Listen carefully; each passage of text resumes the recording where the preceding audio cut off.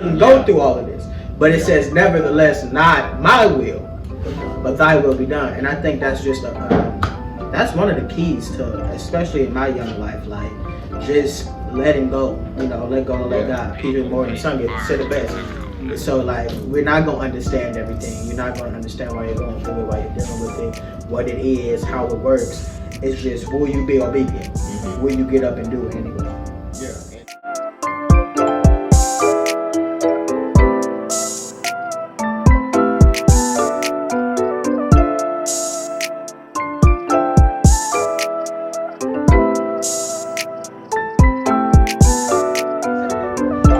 What's up, everybody? Welcome back to another episode of the Kingdom Believers podcast. I'm here with the greatest to ever do it, the rich and the famous. What else is your title? Marcellus will work. Minister. Marcellus Minister Marcellus Metcalf. Hi, guys. The host of not just the podcast, but the brand, the label we got next. Hi, guys. Good seeing you guys again. Today we are going to be discussing none other than what we're going to be talking about. Because I have no idea I have no idea what we're talking about. Like, no. Oh, God. So, we've heard the phrase obedience over sacrifice. We have. Okay. Now, it's a well-known topic. It's a frequently discussed topic, but today we're going to be talking about obedience over understanding, because many times we get into stuff and I like what you did there. Yeah. I like what you did there. Yeah. Many times we get into stuff and we don't people say, go in blindly, and that's, in some ways, that's exactly what we do. But what I was reading recently was Joshua chapter 6. It was the story of Joshua marching around Jericho, and how God promised him the beautiful city.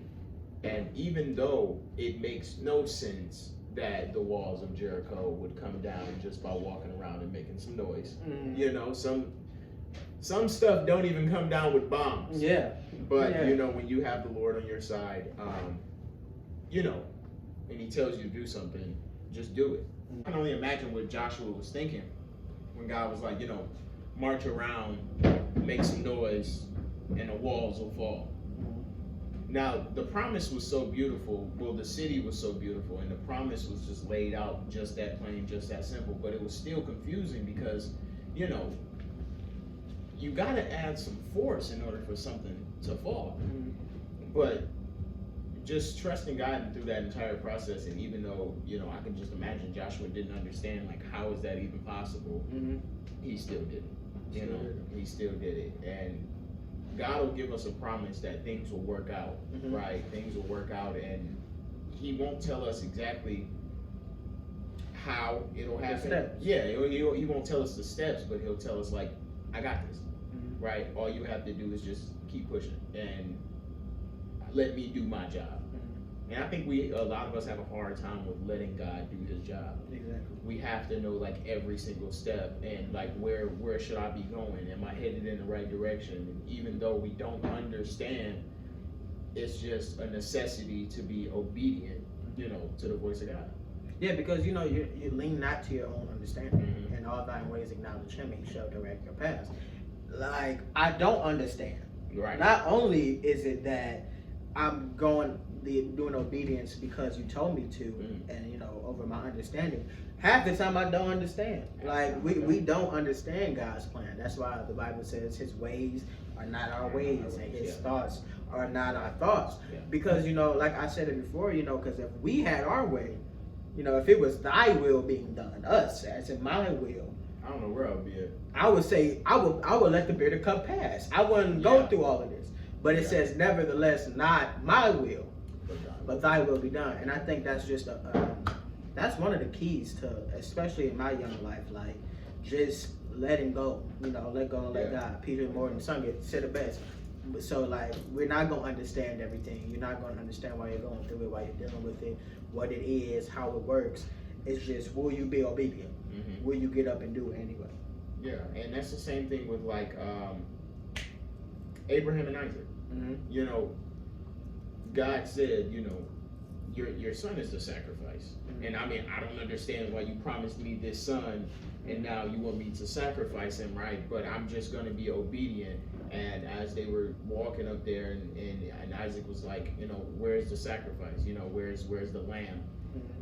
So you it. Yeah, But he didn't even say it. Mhm. You know, he was like, you know, God will provide the sacrifice. And even before that, when God came to Abraham, he was like, listen, leave your people, leave the land you know, get out of you. So God, he will listen. I heard someone say one time that God is always silent. The teacher is always silent during the text. Mm-hmm. So God in the Bible it's always promises. He gives you the end. So he's like, okay, I'm gonna bless you with this, that, the third. Now I ain't gonna tell you all the stuff that you gotta endure because you're not gonna want to go through it. But you need to go through it because your end, your purpose, people need to see your purpose. So I'm gonna give you the end. Like and the end needs to motivate you. But then, like, you know, we say it's become a bigger thing now, just falling in love with the process to it. Because that's really the reward. Yeah. It's the journey. You know, once you get it, you know, that's because good. Like, once I got it, it's like, I got it. I'm good. But it's the entire process. And I think now I can appreciate the not knowing, because it caused me to lean on God more. Because when I'm confused, right, when I'm confused and I don't understand like which direction I should go, and it's like, okay, God, now you need to guide me. Now I need to talk to you. I need to read your word more in order to get that understanding. And it's Proverbs 3:6. It says, in all ways acknowledge him and he shall direct thy paths. So, you know, regardless of how you get there, just know that he's, you know, directing your path, because he's never going to lead you down a way where it'll lead you to death. So just trust his process, trust the process, and trust in him, because all through the Bible it's telling you that he's there for you. You know, and I like, back to Jericho, while I'm sitting here marching around this city, at any point in time they could easily open them gates and whoop on us, bro. And beat on us. And the gates and the wall was so high, you can't see people coming. Right. And if they smart enough, you can't hear them coming. Right. You know what I'm saying? So at any point in time, they could have died. Literally. But because, you know, Joshua, being the leader, trusted in the Lord, even though he didn't understand, you know, how this is even possible. You know, just trusting him, right? And he'll direct your path. And then going and like, there's, like you said with Abraham, God told him to leave everybody. He didn't even tell his wife. He was Abram at that time. Yeah, he was Abram at that time. So like, he didn't even tell his wife what was taking place. So it's like, some people you can't tell, you know. Most people you can't tell. Oh, and I dare say nobody at times. It's some things, and you know, I've heard it. It's some things, when God gives you a vision and a purpose, he makes it to where nobody else will understand what you're talking about. So when you sit here trying to explain this, so if you tell me something and I'm sitting there like, Cellus, that's stupid. That doesn't even, why would you do Nothing in that makes logical sense. Nothing in that entire plan, nothing in that entire process makes sense in my head. But what God gave you, best believe, if he gave it to you, he will fulfill that promise. He will, you know, make it happen, regardless of whether or not other people understand, regardless of even if you don't understand. Just be obedient to the voice of God. Be obedient to his word, because, you know, it'll pay off. It's sharper than any two-edged sword. Yeah. So yeah, I mean, it's become our motto at this point. If you put God first, if you put Jesus first, ain't no way you can lose. And it might look like you're losing. It might look like things are going south.